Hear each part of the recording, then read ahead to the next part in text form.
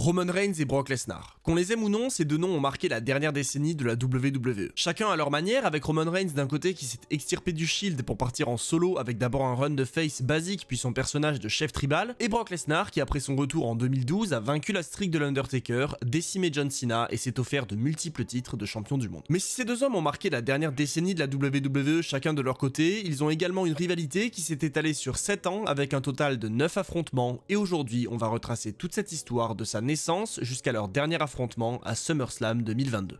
Si vous êtes prêt à retracer cette rivalité qui est autant appréciée par certains que détestée par d'autres, alors n'oubliez pas le petit spire et le F5 au bouton like et s'abonner alors qu'on revient sur le bon et le mauvais de la rivalité entre Roman Reigns et Brock Lesnar.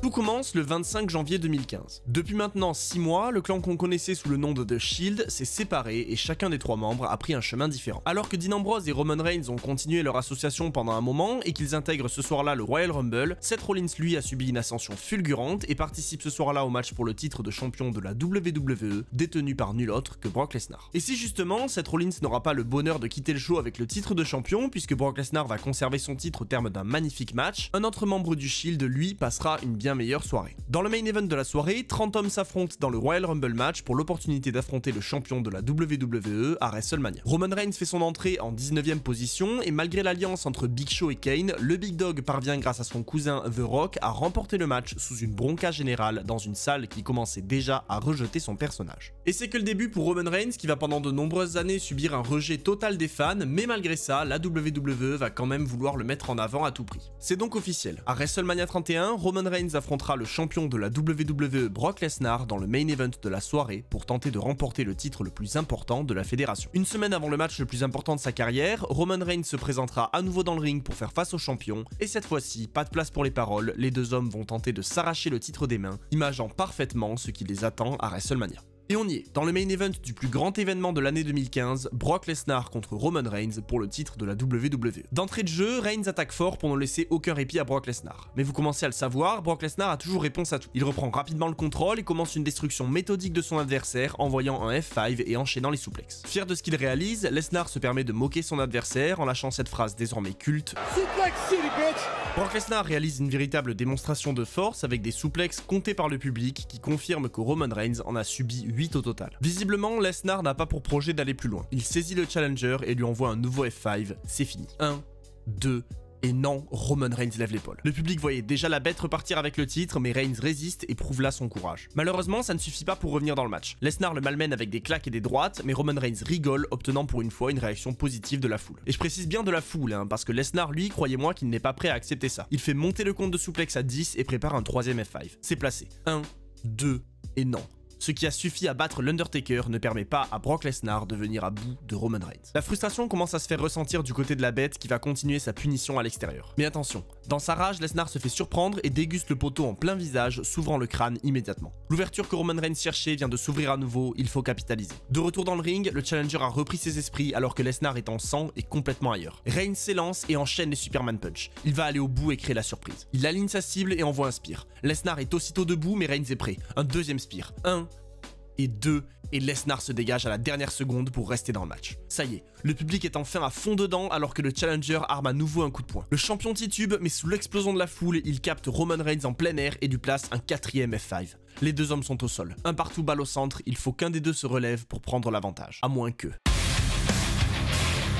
Le stade implose alors que Seth Rollins, détenteur de la mallette Money in the Bank, débarque et le match devient donc un match à 3, l'enjeu est tout autre. Rollins sort Roman Reigns du ring et aligne Lesnar. Curb stomp. Rollins hésite et part pour un 2ème écrasement, mais Lesnar n'a pas dit son dernier mot. Il attrape Rollins sur ses épaules et alors qu'il s'apprête à en finir, Roman Reigns sort de nulle part avec un spear permettant à Rollins de s'en sortir. Et justement, Reigns ne l'a pas vu, il est surpris par un curb stomp. Et 1, 2 et 3, Seth Rollins est champion de la WWE pour clôturer cette folle soirée et laisser un goût amer dans la bouche de Brock Lesnar et de Roman Reigns. On voit donc dans les prémices de cette rivalité que ni Roman Reigns ni Brock Lesnar n'a réussi à prendre le dessus sur son rival, et malgré le rejet de Roman Reigns par une bonne partie du public, la foule est quand même un petit peu investie et la WWE va vouloir relancer cette guerre. Mais pour ça, il va falloir attendre un moment. Pendant les mois suivants, Brock Lesnar va disparaître des écrans et Roman Reigns s'attaquera à diverses rivalités pendant que le champion Seth Rollins tentera de conserver son titre. Le chemin des deux hommes ne se recroisera donc pas de sitôt et Roman Reigns profitera d'une blessure du champion pour gagner un tournoi et devenir nouveau champion de la WWE pour la première fois de sa carrière. Maintenant détenteur du titre, Roman Reigns est contraint de le défendre contre 30 adversaires dans le Royal Rumble match dans lequel il ne croisera pas cette fois-ci le chemin de Lesnar puisque celui-ci sera éliminé avant que Reigns n'ait pu faire son retour. Oui, parce que le gars il entre en première position mais au milieu du match il va passer au travers d'une table et du coup il aura le droit de disparaître pendant la quasi-totalité du match pour ne revenir qu'à la fin. Bref, malheureusement pour Roman Reigns, le retour de Triple H aura raison de son règne puisque The Game l'élimine et élimine également Dean Ambrose pour obtenir son 9e titre. Et c'est donc dans ce contexte que les chemins de Roman Reigns et de Brock Lesnar vont être amenés à se croiser à nouveau. En vue de désigner le challenger numéro 1 au titre de Triple H à WrestleMania, un match triple menace est organisé entre Dean Ambrose, Roman Reigns et Brock Lesnar à Fastlane. Cette nouvelle confrontation sera bien différente de leur précédente puisqu'un troisième homme est mêlé au match dans son intégralité cette fois-ci, chose qui profitera bien à Roman Reigns cette fois-ci puisqu'Ambrose introduira une chaise dans le ring, battant Lesnar jusqu'à ce qu'il quitte le ring mais se faisant surprendre par un spear de Reigns qui gagnera le match pour aller à WrestleMania 32 récupérer son titre de champion.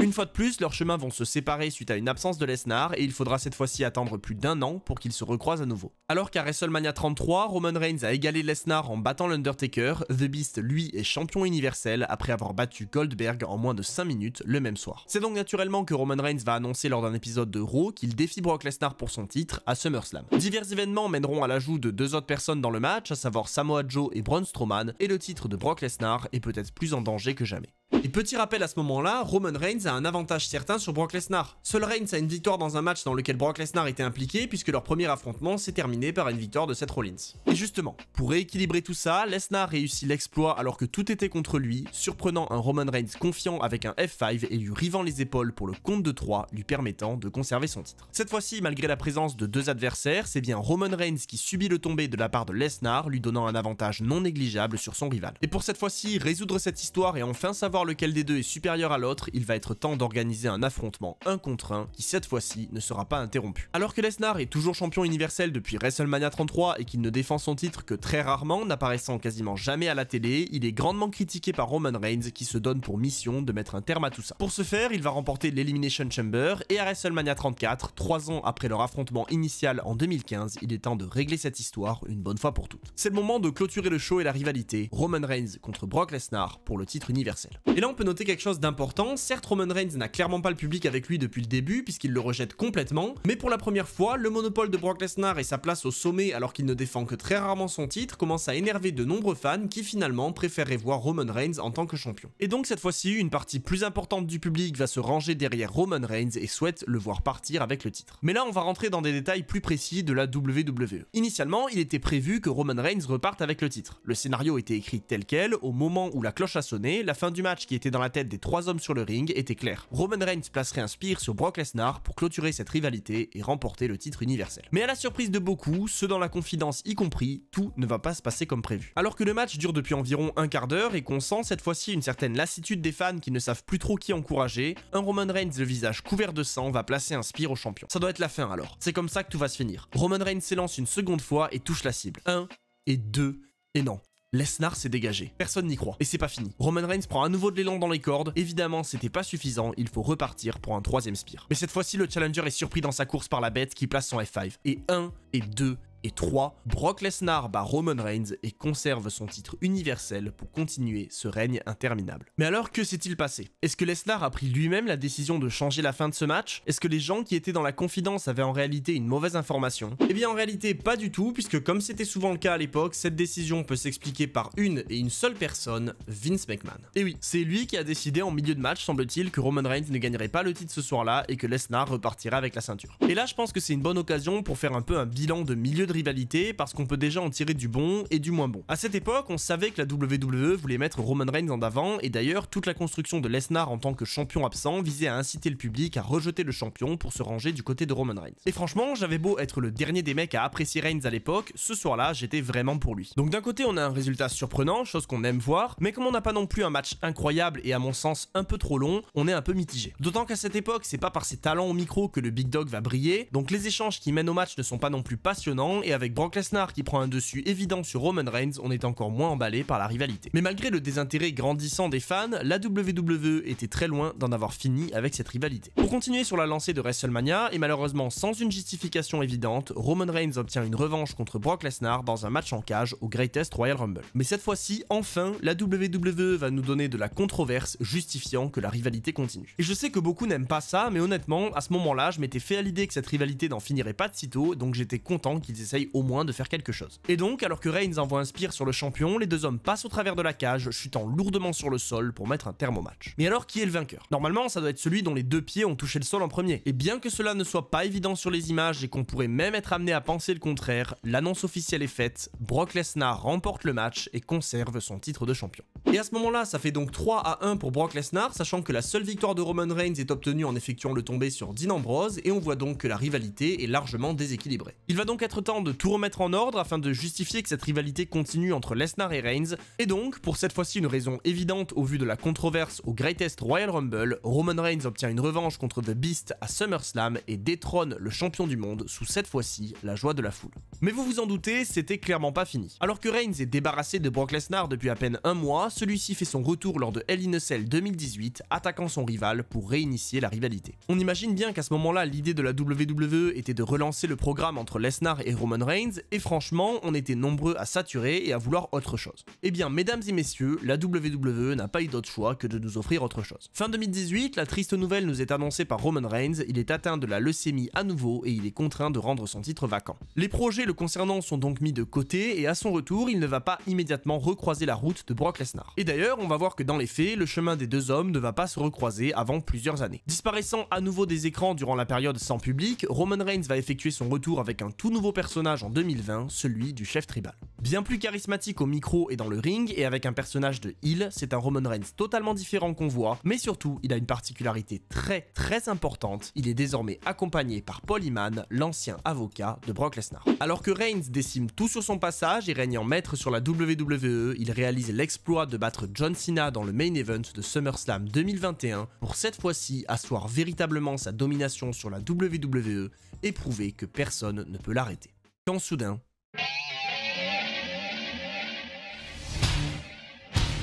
Brock Lesnar fait son retour après 1 an et demi d'absence pour confronter le champion universel sous une ovation colossale du public, et enfin, le chef tribal a un adversaire à sa taille. Et là, j'insiste sur la réaction du public qui est vraiment monumentale parce que ça faisait 1 an que Reigns dominait la WWE et on avait vraiment pour une fois envie de le voir affronter Lesnar avec ce nouveau personnage. Le fait qu'en plus il soit associé à Paul Heyman qui était choqué de voir son ancien poulain faire son retour, ça ne présage que du bon. Et donc, naturellement, après avoir décimé la bloodline de Roman Reigns à SmackDown, Lesnar obtient une chance au titre universel de Roman Reigns qui est plus en danger que jamais. On arrive donc à Crown Jewel 2021, Brock Lesnar et Roman Reigns livrent une guerre sans merci autour du titre de champion, avec cette fois-ci deux hommes complètement différents. Roman Reigns n'est plus le big dog haï des foules et Brock Lesnar n'est plus simplement la bête, on a le chef tribal contre le mal alpha de l'espèce humaine et ça se ressent. Et si on va pas se mentir, pendant de nombreuses minutes, le match est très similaire à leurs précédents affrontements avec une faible variabilité au niveau des prises, tout va changer alors que l'arbitre déguste Roman Reigns en plein visage après un F5. Impossible pour Lesnar de remporter le match, l'arbitre n'est plus là pour renforcer les règles, il faut attendre qu'un autre officiel arrive. Mais s'il n'y a plus d'arbitre, c'est la porte ouverte pour Paul Heyman. Il fait rentrer dans le ring la ceinture de champion universel pour que son associé s'en serve. Paul Heyman lance la ceinture pile entre Roman Reigns et Brock Lesnar, mais était-ce volontaire? Celui qui a pourtant juré allégeance au chef tribal est-il en train de douter et de changer d'avis? En rappel de leur première confrontation, les deux hommes tirent de toute leur force pour s'accaparer le titre. Roman Reigns, lui encore à terre, n'a pas un levier assez important et c'est Lesnar qui s'empare du titre. Prêt à s'en servir pour s'octroyer un avantage, il est surpris par les Usos, les cousins de Roman Reigns, qui lui envoient un double super kick permettant au champion de récupérer la ceinture. Reigns envoie un coup de toutes ses forces dans le crâne de Lesnar et un nouvel arbitre vient officialiser le compte. 1,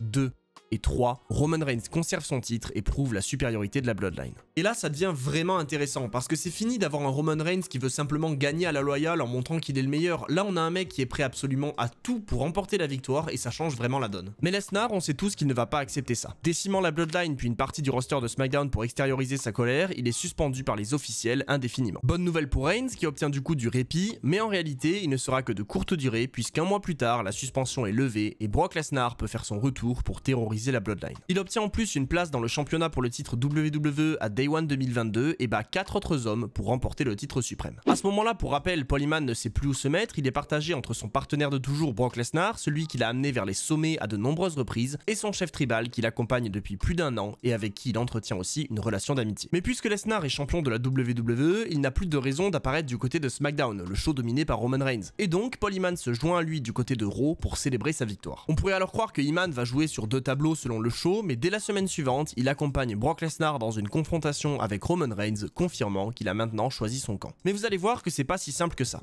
Dans cette confrontation, Lesnar propose un match champion contre champion à Roman Reigns qui refuse l'offre et insulte Paul Heyman. Celui-ci prend évidemment très mal cette attaque et sur un ton triste va dire à Roman Reigns qu'il ne peut pas lui faire ça. Que c'est grâce à lui qu'il est champion universel, que c'est grâce à lui qu'il a conservé ce titre, qu'il l'a protégé de Brock Lesnar, non pas parce qu'il pensait que Lesnar pouvait le battre, mais parce qu'il aime son chef tribal. Évidemment, ça va causer la colère de Lesnar qui se fera surprendre par Roman Reigns, mais vous allez voir que c'était pas la dernière surprise pour la bête. Au Rumble 2022, les deux hommes défendent leurs titres respectifs. Roman Reigns ouvre le show en conservant seul son titre contre Seth Rollins, et la bête, accompagnée par Paul Heyman, doit le défendre contre Bobby Lashley. Après plusieurs minutes de match, l'arbitre est à nouveau envoyé au sol et est donc incapable d'officialiser le match. Alors que Lesnar prend conscience de ce qu'il se passe, Roman Reigns surgit de nulle part avec un spear et observe son ancien associé. Mais dans la stupeur générale, le chef tribal tend la main, reçoit de la part de Paul Heyman le titre de la WWE qu'il enverra en plein crâne de Brock Lesnar, quittant l'arène sourire aux lèvres aux côtés de son associé pendant que Bobby Lashley couvrira la bête pour le compte de 3, mettant un terme à son règne. Pour autant, Lesnar n'allait clairement pas accepter ça.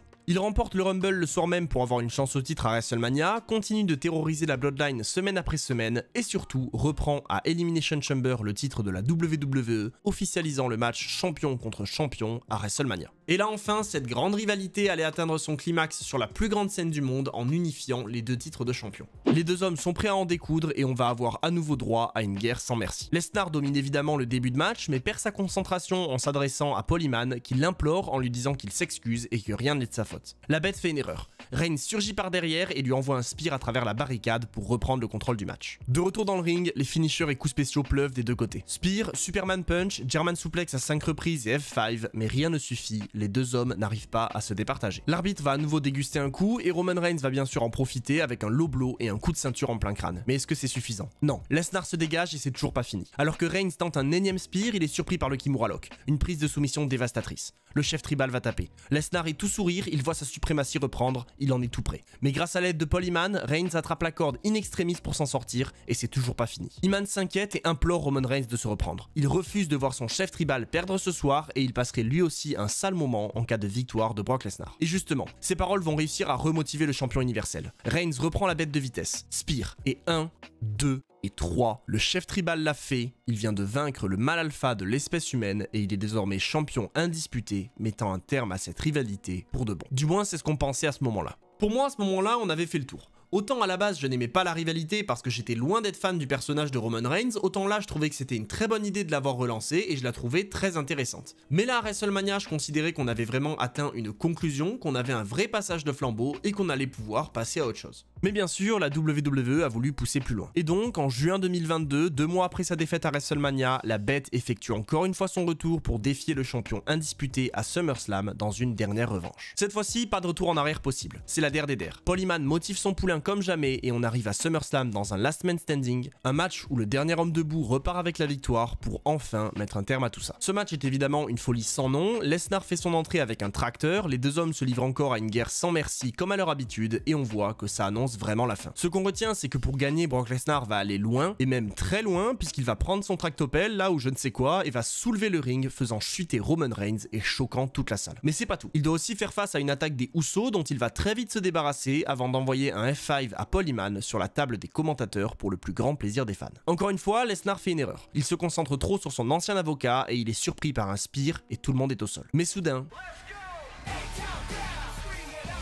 comme lors de leur premier affrontement en 2015, Mr. Money in the Bank, un petit jeune répondant au nom de Austin Theory, fait son entrée dans un moment d'euphorie générale pour encaisser sa mallette. L'histoire va se finir comme elle a commencé. Aucun des deux hommes n'aura le dernier mot et c'est Mr. Money in the Bank qui repartira avec les ceintures. Mais non, à peine a-t-il temps de demander l'encaissement de sa mallette, il déguste un F5 de Brock Lesnar qui s'assure que ce match reste un 1 contre 1. Sur un véritable champ de bataille vu l'état du ring et de ses abords, les deux hommes continuent à lutter et malgré tous les assauts que la bête subit, il ne veut pas rester au sol pour le compte de 10. Lesnar ne lâchera pour rien au monde. Et donc, s'il ne veut pas lâcher, il faut trouver une autre solution. Reigns et ses acolytes ensevelissent Lesnar sous un tas de débris, et alors que le champion indisputé monte sur cette pile d'objets en tout genre sous laquelle est ensevelie la bête, l'arbitre arrive au compte de 10 et Roman Reigns conserve son titre pour enfin mettre un vrai terme à cette rivalité. Et là, on peut donner une conclusion qui va inclure mon avis et j'attends bien sûr le vôtre en retour dans les commentaires. Cette rivalité, on était de toute façon sûr de la voir. La WWE voulait mettre Roman Reigns en avant et c'était évident qu'il finirait par se frotter à Brock Lesnar à de nombreuses reprises. Comme je l'ai dit initialement, j'étais absolument pas fan de la rivalité. Les matchs ne m'intéressaient pas, les promos non plus et je n'aimais pas du tout le personnage de Roman Reigns. Mais la seconde partie de la rivalité, franchement, j'étais hypé. Oui, les matchs restaient sensiblement les mêmes, c'est sûr que c'est toujours des finishers et des suplexes en boucle, donc c'est pas forcément le meilleur catch, mais ça reste prenant et violent et le nouveau personnage de Roman Reigns collait mieux à ce style je trouve. Par contre, à mon sens, aussi bon et divertissant soit-il, le match de SummerSlam 2022 était loin d'être nécessaire. La conclusion avait pour moi eu lieu à WrestleMania, le chapitre était fermé sans véritable controverse et Lesnar aurait pu s'attaquer à autre chose. Mais je le répète, vu le bordel que c'était, j'ai beaucoup aimé ce match. Et en plus, vu que j'avais aucune attente, c'était encore plus surprenant d'avoir un match qui était plutôt correct. Mais dans la construction de la rivalité, je trouve que la WWE a un peu trop tiré sur la corde, ce qui a fini par en saouler certains. Pour autant, en la revivant de bout en bout pour cette vidéo, je me rends compte que j'avais été bien trop négatif sur cette rivalité. C'est loin d'être l'une de mes favorites, mais elle a passionné beaucoup de gens et nous a permis des chocs de titans qui vendent des tickets et investissent des fans, en plus d'avoir certains segments plutôt drôles et intéressants, et donc on ne peut pas dire qu'elle fait partie des pires. Si la vidéo vous a plu et vous voulez plus de contenu, n'hésitez pas à me rejoindre sur ma chaîne secondaire et sur ma chaîne Twitch, les liens sont en description, et on n'oublie pas avant de partir le petit spire et le petit F5 au bouton like et s'abonner.